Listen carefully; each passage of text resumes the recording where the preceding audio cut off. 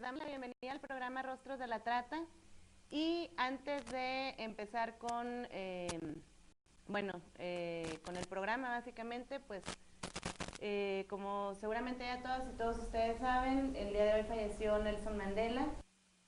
Pues nada más queremos hacer mención del suceso de una persona muy importante en la historia de la humanidad, de muchas sociedades también, principalmente de Sudáfrica desde luego. Y pues bueno, le damos la bienvenida ahora sí a nuestras invitadas, Marisol e Ishel. Buenas noches. Buenas noches. Ellas son colaboradoras del CEAPIT. Ahorita nos van a explicar un poco eso y también, por supuesto, el tema del programa. Diana Correa, buenas noches. Hola, buenas noches a todas y a todos. Rodrigo Aguilar. Hola, buenas noches. Yo soy Leticia del Rocío Hernández y pues bueno, Rodri, ¿nos puedes ayudar con las formas de contacto, por favor? Claro que sí, Leti. Les recuerdo que nuestras formas de contacto son en Twitter, @tudiputadojgatv y @Rostros de la Trata, en Facebook Rostros de la Trata o bien nuestra cuenta de correo electrónico rostrosdelatrata@gmail.com. Muchas gracias. Bueno, el tema del programa es tratando de prevenir. Es una campaña, pero no sé si quieren iniciar platicándonos un poco, ya sea del CEAPIT o cómo se coordina con la campaña o directamente de la campaña, ustedes nos dicen. Bueno, la campaña Tratando de Prevenir es una iniciativa que surge desde la Fundación Oak, quien la financia. Fundación Oak es una fundación suiza que sobre todo hace trabajo de prevención contra la violencia hacia las mujeres y en el Estado mexicano en específico hace trabajo sobre prevención en trata de personas con fines de explotación sexual. Ahí surge la campaña Tratando de Prevenir y esta campaña también es en colaboración con el Centro de Estudios Antonio de Montesinos y Ixchel nos va también a contar un poco más sobre cómo inicia esto de la campaña. Sí, el antecedente de la campaña fue un primer año de investigación que se realizó por parte del Proyecto Oak en colaboración con el Centro Antonio Montesinos y se hizo un diagnóstico que concluyó en julio del año pasado toda la elaboración. Estamos próximos a presentar el diagnóstico y este diagnóstico se realiza en 6 estados de la República y el Distrito Federal, que es Puebla, Tlaxcala, Hidalgo, Oaxaca, San Luis Potosí y Monterrey. También se trabaja en Nueva York y el DF. A partir de los resultados que se encuentran en este diagnóstico, este segundo año del Proyecto Oak lanza la campaña Tratando de Prevenir. Okay. Esta campaña está dirigida a organizaciones de la sociedad civil, a la sociedad en general y a funcionarios públicos. Pero bueno, habíamos platicado un poco sobre cómo presentar la campaña y nos pareció que lo más importante era contarles primero un poco del diagnóstico para entender cómo surge la prevención, de dónde la capacitación. Viene, exacto. El diagnóstico está dividido en 3 partes. Es la parte histórica, luego viene la parte contemporánea y una última parte en la que se hace una aproximación a lo que viene a ser la prevención. Todavía no tenemos las propuestas de políticas públicas, pero la idea es que al final de este año, del Proyecto Oak, que será en marzo, podamos ya tener una propuesta de políticas públicas a partir del trabajo con estas organizaciones e instituciones. O sea que básicamente uno de los productos finales sería precisamente la propuesta de políticas públicas, ¿no? Así es. El proyecto tiene una duración entonces de 2 años. De 2 años. Y este es el que concluye entonces ya en marzo. Sí, del 2014. Sí, 2014. Ahorita empezamos ya la parte de la prevención, que es esta parte de la campaña. Se retoma los resultados del diagnóstico. Nosotros estamos dando ahorita capacitaciones a las organizaciones de la sociedad civil, a los funcionarios públicos y estamos también trabajando con mujeres que están en situación de prostitución. Esto, como les comentaba, a partir de los resultados que arrojó el diagnóstico. Y qué bueno que empezaron con la historia de dónde sale la campaña Marisol e Ixchel, porque sí me parece muy importante tener en cuenta que no es lo mismo una campaña, una idea que de repente a alguien se le ocurre, que sería bueno, no sé, se me ocurre, por citar un ejemplo, para no particularizarlo, repartir paletas en la calle con un mensaje para prevenir trata de personas, que bueno, a lo mejor puede ser muy, muy bien intencionado, pero al final del día no tendría un impacto o no tendría el impacto deseado a tener una campaña de prevención con todo, vamos, todo estructurado como lo tienen ustedes en la campaña en donde están participando, pero además con propuestas y objetivos finales muy bien definidos, ¿no? Básicamente nos acaban de decir ahorita que está dirigido a organizaciones de la sociedad civil y a la sociedad en general. El público que nos ve formaría parte en gran medida de esa sociedad en general. ¿Qué es lo que puede imaginarse, o más que imaginarse, saber ahorita ese público? ¿En qué consiste esa campaña? ¿A dónde va? ¿Cómo la recibe? Antes de que les compartamos en sí cuáles son los puntos en los que se desarrolla esta campaña, nos gustaría también compartir como parte del trabajo que se ha hecho dentro del diagnóstico, y de ahí surge todo este desarrollo de la campaña. Como bien mencionaba Ixchel, la primera parte es la parte histórica que retoma la doctora Fabiola Bailón, que ya estuvo con ustedes en programas anteriores, y que hace toda una revisión de México desde la época porfiriana, de toda esta cuestión de prostitución, de la cuestión también de la explotación sexual de mujeres. Entonces es muy interesante todo, cómo ella todo lo retoma, y a partir de esto el enriquecimiento que se nos da desde la parte histórica para entender el fenómeno actual de lo que pasa en México. La otra parte es de la parte contemporánea. Esta parte estuvo trabajada tanto por el antropólogo Oscar Montiel como por la antropóloga Verónica Caporal, y ellos dividieron el trabajo sobre todo en cuestión de campo, más relacionado a hacer visitas directas a los lugares de origen.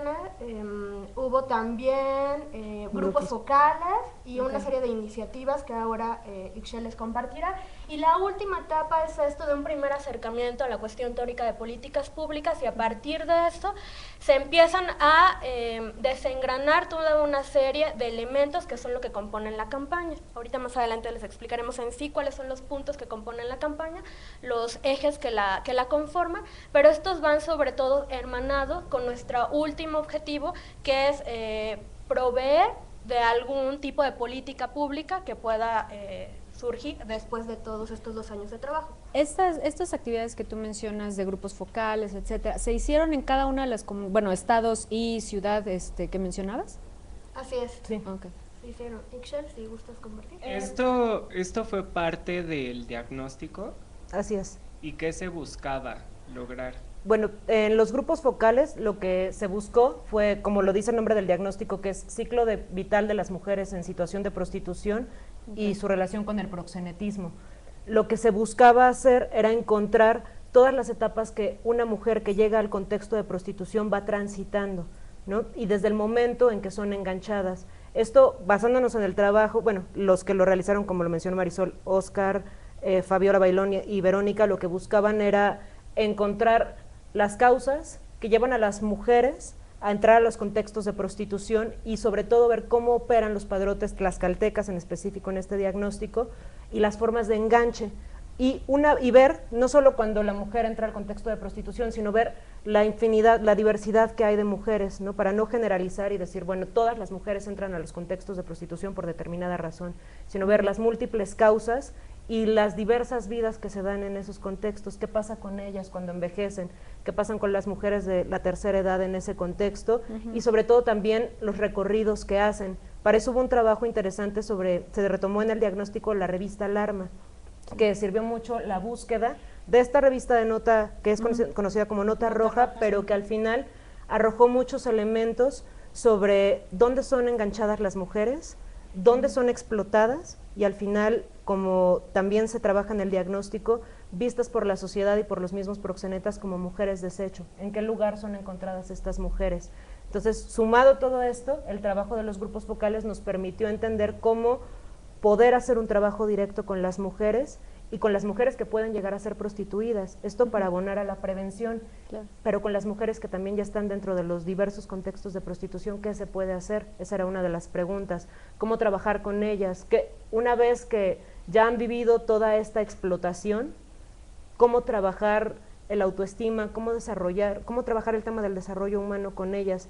Pero sobre todo, cómo cambiar las mentalidades y la subjetividad de la sociedad en general, que era lo que nos preguntabas ahora, hacia la gente que nos está viendo, cómo llegar a la sociedad.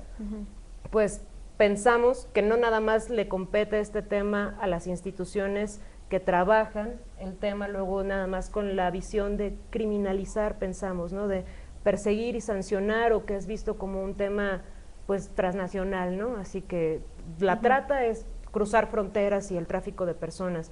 Pensamos que tiene que ver más con qué está pasando con el mundo de estas mujeres y cómo lo interpreta la sociedad. Todo lo que Fabiola les comentó en el programa que estuvo sobre estos mitos que se van generando alrededor de la prostitución y lo que la sustenta, ¿no? El sistema proxeneta, el sistema patriarcal, y cómo le haces entender eso a la gente, cómo llegar con eso para que se puedan sumar esfuerzos. Esta campaña, bueno, ahorita esta campaña la van a desarrollar ustedes en todo el país. Ahorita, bueno, hicieron la presentación la semana pasada aquí en el Distrito Federal, pero va a ser una campaña nacional. No es una campaña nacional, solamente se va a regresar a los lugares donde se hizo el diagnóstico. Okay.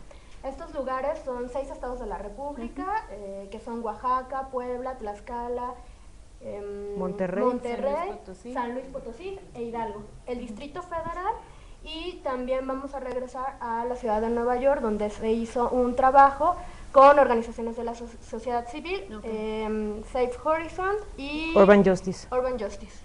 Con ellos se hizo trabajo, entonces también ahí es donde se va a llevar a cabo la campaña. Sin embargo, en estos lugares está abierto al público en general. Okay. Y básicamente estaremos hablando de que termina la campaña en marzo del 2014. Sí. Que es cuando ya tienen planeado tener una propuesta de política pública. Comenzar a sistematizar todo para presentar para los hacer resultados. la oferta. Y eso me lleva a la siguiente pregunta. Entonces, la propuesta de políticas públicas sería en específico para esos 6 lugares donde se realizó el diagnóstico y donde van a realizar la campaña. Encaminada a eso. Sería de manera general, es una propuesta de política pública. Pensamos que una ley de trata tendría que ser de materia pues general, ¿no? Federal. Pero en estos lugares, digamos que es un muestreo, ¿no? Están divididos los estados en los lugares de origen y los lugares de explotación. Lugares de explotación se considera el Distrito Federal, Monterrey y la ciudad de Nueva York, aunque también pueden llegar a ser lugares de origen de algunas mujeres, sí, claro, en general son lugares de explotación, y los otros son las comunidades de origen. Si bien también hay mujeres de otros estados, se encontró con los grupos focales que se realizó con las mujeres aquí en la Ciudad de México, que la mayoría provenían de estos estados, y fue por eso que se seleccionaron esos para hacer trabajo en esos específicamente de prevención y en comunidades de origen. De hecho, también para el diagnóstico se realizó un estudio cultural tomando la metodología de lo que es un peritaje antropológico. No es propiamente un peritaje, porque bueno, un peritaje va de la mano, lo tiene que solicitar una institución de procuración de justicia, pero esa metodología se retomó para poder trabajar con una mujer de Oaxaca toda la historia de vida de esta mujer, que eso fue muy rico porque permite entender cómo se va construyendo la vulnerabilidad, que eso es lo que quiere mostrar el diagnóstico también. Romper con estos dichos que es un trabajo fácil, que las mujeres están ahí porque les gustan, o también de manera reductiva decir, bueno, todas las mujeres por carencias económicas llegan a la prostitución, ¿no? Entonces es más bien ver de manera global las distintas formas de vulnerabilidad económica, afectiva, educativa, social, ¿no? Incluso étnica. Entonces ver cómo esto se va conformando en la historia de una mujer, también con sus relaciones amorosas, todo lo que va pasando y cómo es que ella entra. Y una vez que entra, cómo va transitando. Pero aunque parece que es el estudio de una sola persona, permite entender muchos casos de la comunidad de origen de esta mujer y de la zona, de qué pasa en general en esa zona de Oaxaca para que lleguen las mujeres. Entonces, eso es como en general sobre los lugares. Rodrigo, ¿querías preguntar algo? ¿Y sí se llegó a encontrar este patrón de que hace que la vida de estas mujeres cambie? O sea, si hay un patrón que es común en la vida de estas mujeres. Como patrón no lo tenemos así de todas las mujeres tienen que vivir esto y entonces entran de inmediato al contexto de prostitución, pero sí algo que es general es la violencia, ¿no? Y desde que son pequeñas, y una violencia que podemos asociar al género, ¿no? O sea, violencia por ser mujeres, poca comunicación, ¿no? No tenían redes o fueron perdiendo sus redes a partir de alguna relación en las que se les van cuarteando estas redes, y sobre todo la falta de información, ¿no? Que el tema de la trata y de la explotación sexual, pues al ser un tema que tiene un estigma muy fuerte, es un tema que no se toca. Y lo que vemos es que esa falta de información en las comunidades y en las familias es lo que lleva a las mujeres a entrar, y sobre todo la vulnerabilidad afectiva. Eso es algo que Verónica Caporal sostiene mucho, que es cómo esta vulnerabilidad afecta a la mujer de tal manera que en una relación amorosa, eso es lo que los padrotes tlaxcaltecas y en general los padrotes utilizan, ¿no? Estos puntos débiles que se generan en las mujeres, y a partir de ahí pues puede ser fácilmente un enganche, esta idea del amor romántico, la idea de una proyección de futuro, ¿no? Cuando desde pequeña vas creciendo y no tienes una proyección de futuro, ¿no? Porque no te lo permiten, o sea, tu porque familia, no hay la condiciones sociedad. para visibilizar un futuro para ti misma, ¿no? Es muy fácil que te vendan una idea de futuro, de Sí, claro. puedes hacer esto, vamos a hacer esto, y eso es uno de los puntos débiles. Y tienen, perdón, Diana, ibas tienen, a lo mejor ya lo tienen proyectado, no lo sé, pero sería muy interesante, a lo mejor, además de tener como producto una propuesta de política pública, además de todo lo que se viva y se haga en la campaña, pero sí poderlo tener en algún libro, en algún, no sé, DVD o algo así, que pudiera ser también de acceso para gente que está en Sinaloa, en Colima, en Mérida, en lugares donde no necesariamente va a haber campaña como tal, pero que sí hay gente que está interesada por conocer a detalle y a profundidad todo lo que nos están comentando. ¿Habría manera de hacerse? ¿Lo tienen pensado así?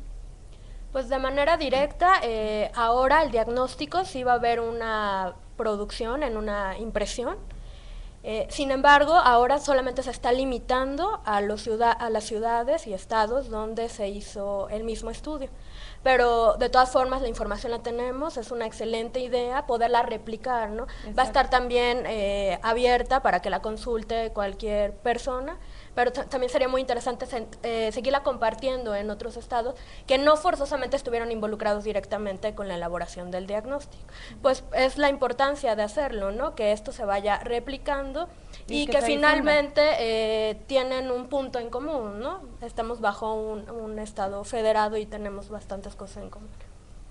¿Habría manera de tener acceso a eso a través de alguna página, de algún correo, de algún ente en particular o algo? Todos los datos de la campaña nos los pueden solicitar a través del correo electrónico que tenemos, que se llama tratadodeprevenir@gmail.com.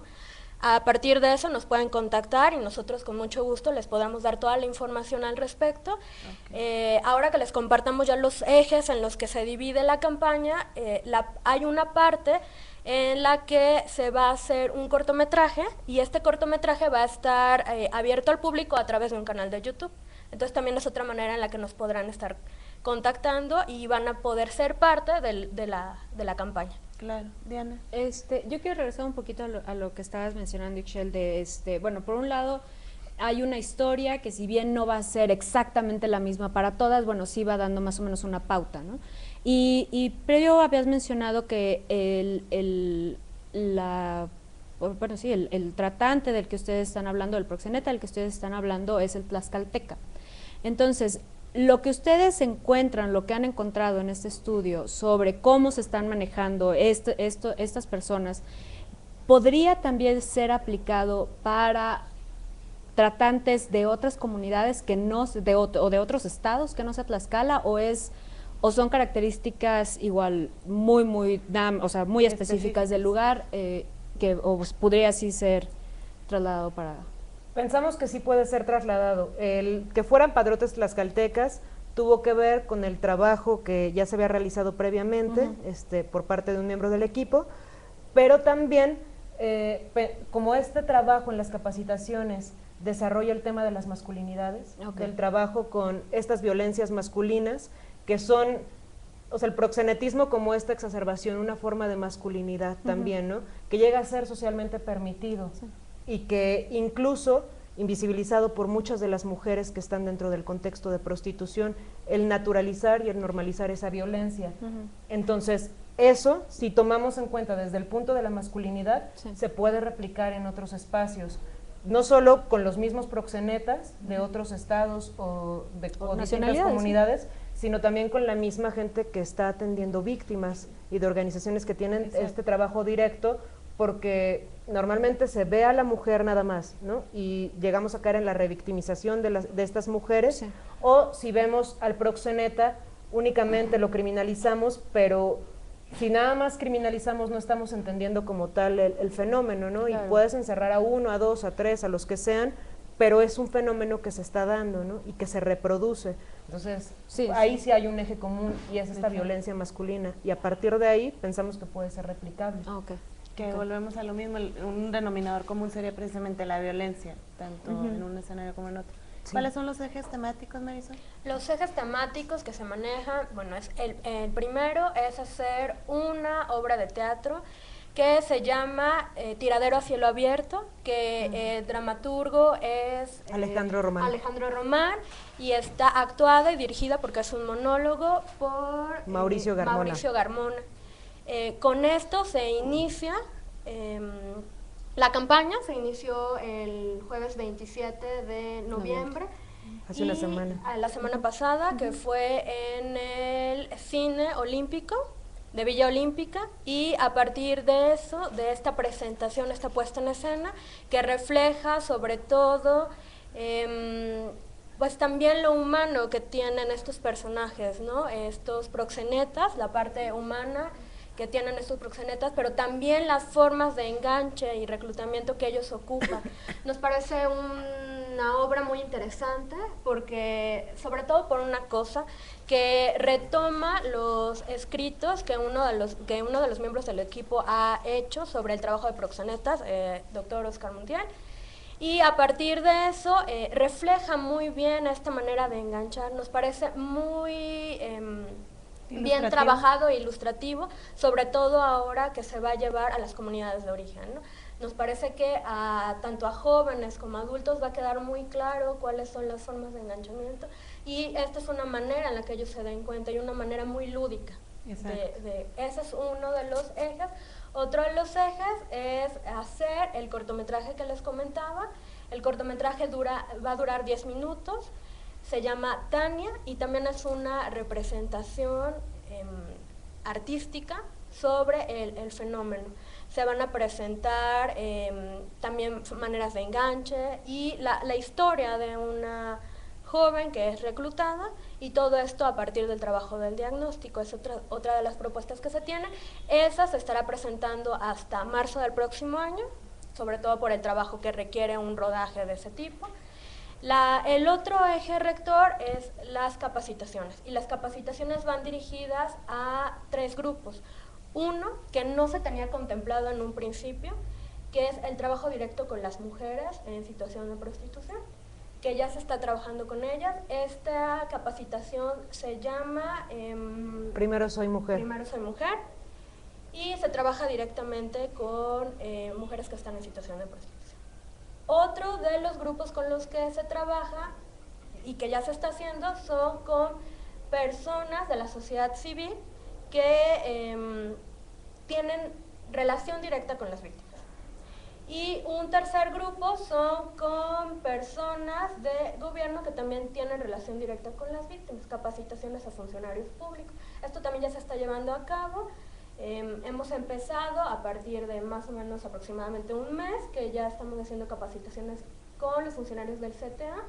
También es muy enriquecedor, porque sigue siendo una retroalimentación, ¿no? Ahora nosotros estamos planteando lo que viene dentro del diagnóstico, se les está dando la capacitación con el tema primero de la historia de la prostitución en México. El segundo punto es la vulnerabilidad y la relación que tiene con el proxenetismo en la cuestión tlaxcalteca, y finalmente la cuestión de los padrotes tlaxcaltecas, ¿no? Pero no deja de ser una retroalimentación el estar ahora en contacto otra vez con los funcionarios, porque dentro del diagnóstico se hizo con ellos un grupo focal, pero ahora otra vez ya presentando el trabajo, los resultados, pues no termina de ser enriquecedor. Claro. No, y además, me imagino que va a ser muy interesante para ambas partes. Por un lado, lo que ellos proporcionaron de información les fue de gran utilidad a ustedes para la elaboración del diagnóstico, pero por otro lado, ese mismo diagnóstico de lo que trabajaron con ellos le va a ser de gran utilidad a este funcionariado para su labor diaria y principalmente, me parece, en beneficio de las mujeres, ¿no? Así es. Y pues bueno, un poco ya a manera de conclusión, ¿qué les gustaría compartir con nuestra audiencia como mensaje, independientemente de que, no sé, alguien se me ocurre ahorita en Saltillo, no es porque quiera mucho a Saltillo y que siempre lo saque a tema, pero que alguien que esté en Saltillo, que escuche y que bueno, no va a llegar ahí, pero no importa, aunque no llegue la campaña ahí hasta Saltillo, ¿qué es lo que les gustaría decir a ustedes, a esas personas, respecto de la campaña o del objetivo de la campaña?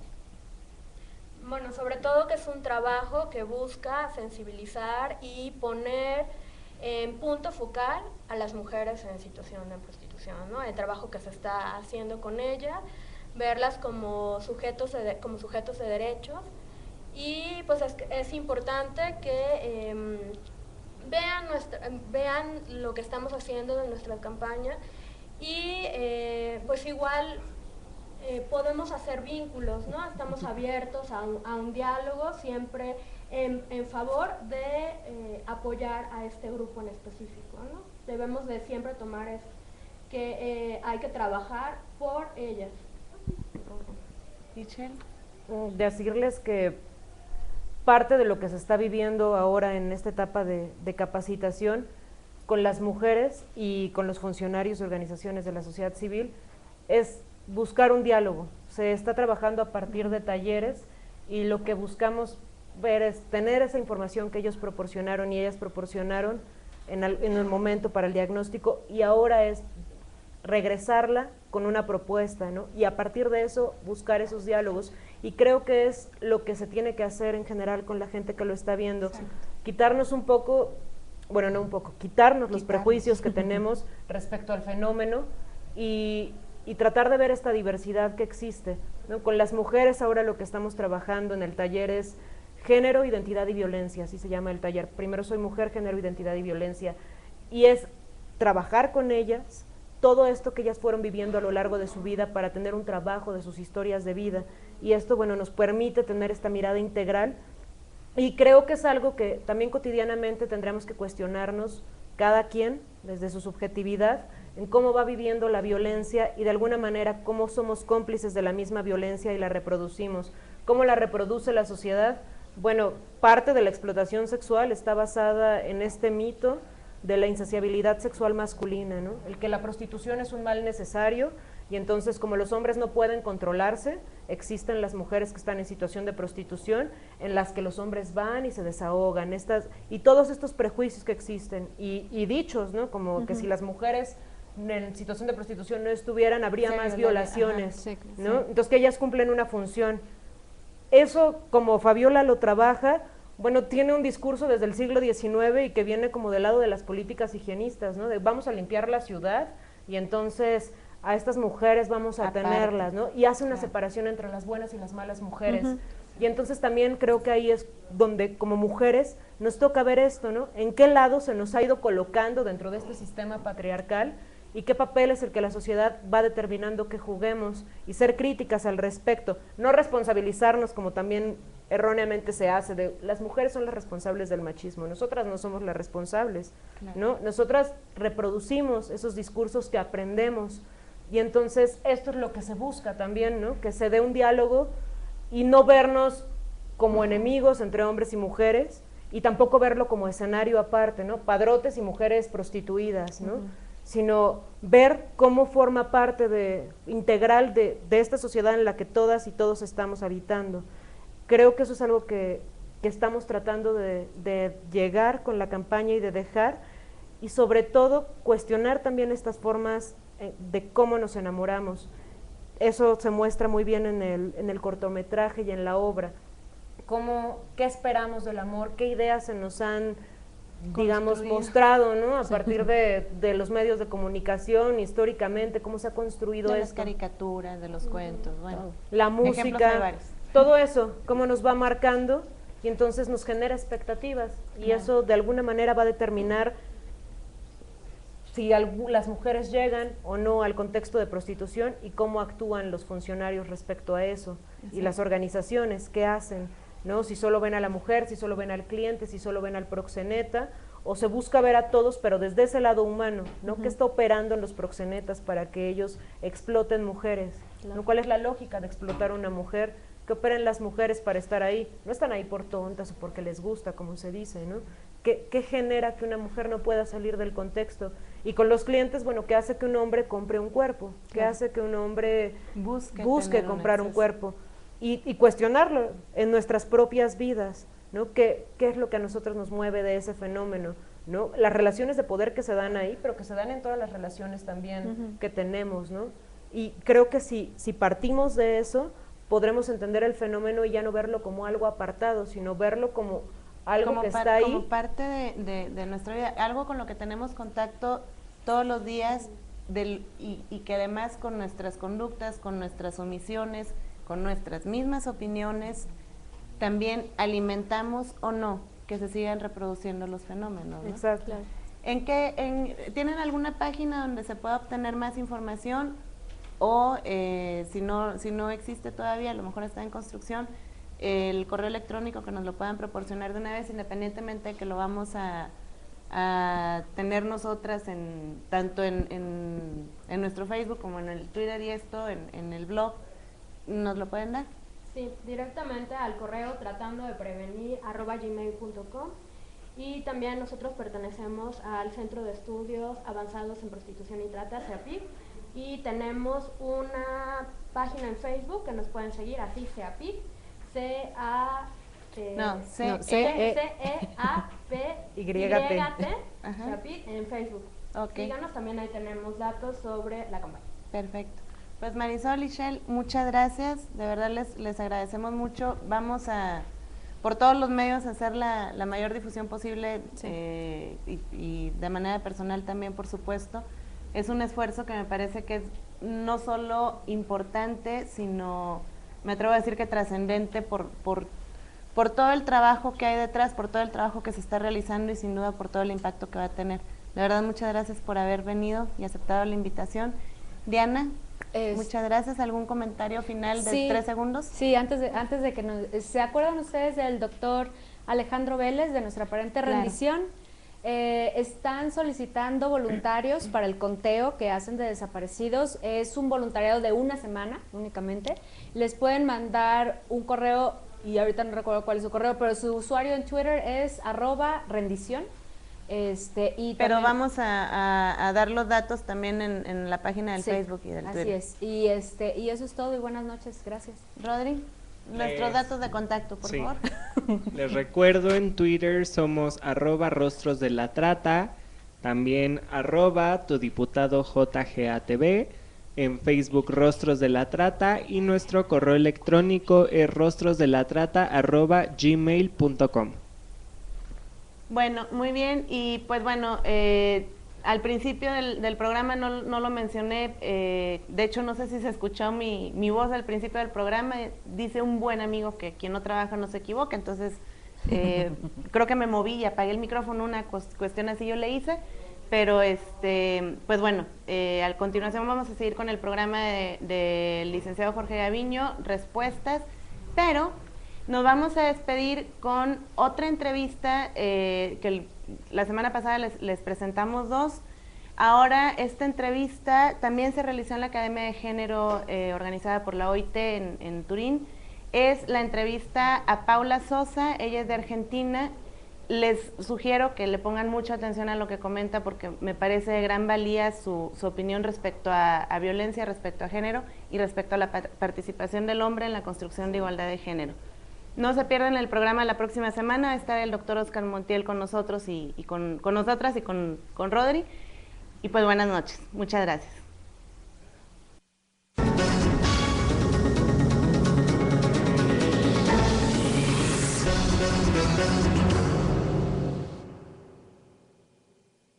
Tu nombre, tu lugar de origen y dónde trabajas. Bueno, me llamo Paula Sosa Rossi, soy de Argentina y trabajo en el Centro de Investigaciones de Género de carácter interdisciplinario en la universidad. Trabajo en el Observatorio de Violencia de Género y milito en un grupo de mujeres sobre cuestiones de acceso al empleo y violencia de género. ¿Cómo, desde tu trabajo, digo, ya lo dicen los nombres, pero desde tu trabajo, cómo contribuyes a la construcción de la igualdad de género? En realidad considero que la igualdad de género es en principio un paradigma que nos hace reflexionar cotidianamente sobre las dificultades para tener una concepción fidedigna del ser humano, donde no se construyan jerarquizaciones de las diferencias. En realidad llegué a la temática porque en la propia formación académica no tenía conceptualizaciones pertinentes para dar cuenta de situaciones de violencia contra las mujeres y en principio fue central para mí comenzar a incluir esta visión específica que luego ya no la pude deslindar de cualquier tipo de acción en la cual esté inmersa, sea en mi carácter de profesora, en poder hacer circular la voz en las clases, aunque sean clases de otra temática, ¿no? Clases de sociología más dentro del canon clásico de la teoría, sea en mis relaciones personales, con mis amistades, sea también en la reflexión intrafamiliar respecto a las condiciones de posibilidad y también para reflexionar el trayecto vital, ¿no? El trayecto propio, así que es como una visión panorámica que implica un compromiso, ¿no? De estar en todas las acciones haciendo el esfuerzo de ver en cuanto uno también reproduce, quizás sin conciencia, lugares jerarquizados, así que no tengo como una actividad que sienta, tengo actividades específicas, pero siento que en todas las actividades tengo una mirada diferente, ¿no? Gracias a incorporar la perspectiva de la igualdad de género. Ok, y en tu opinión personal, ¿cuál crees de qué manera podría contribuir el hombre a la construcción de una igualdad de género o cuál crees que debiera de ser su papel en esa construcción? Considero que la mayoría de los varones, también por lo que hablo con mis amistades, familiares, han tenido una situación específica donde los estereotipos de género los atraviesan y solo con el tiempo y con las nuevas negociaciones, con la posibilidad de tomar conciencia de que ellos están reproduciendo algunas situaciones de limitación, ¿no? de libertad o de acceso equitativo de las mujeres en todos los espacios en los cuales ellos se encuentran, solo cuando ellos toman conciencia y también cuando las mujeres exigimos que prescindan de algunos de esos privilegios, o sea que es conjunto, ¿no? Cuando las mujeres también podemos poner en palabras y significar creativamente en qué sentido sentimos que sus actitudes reproducen una desigualdad, es cuando ellos toman real compromiso, algunos de ellos, hay distintos tipos de masculinidades, cuando algunos de ellos se pueden comprometer, quizás también desde el lado afectivo, ¿no? Uno se encuentra con muchos varones que tienen posiciones progresistas a nivel político, a nivel social, que reproducen sin resignificar situaciones de dominación hacia las mujeres y que, bueno, requieren en algunos de ellos la posibilidad de reflexionar a partir de la exigencia de sus compañeras no necesariamente de sus parejas, de compañeras, ¿no? En todos los distintos ámbitos donde nos interrelacionamos con los varones.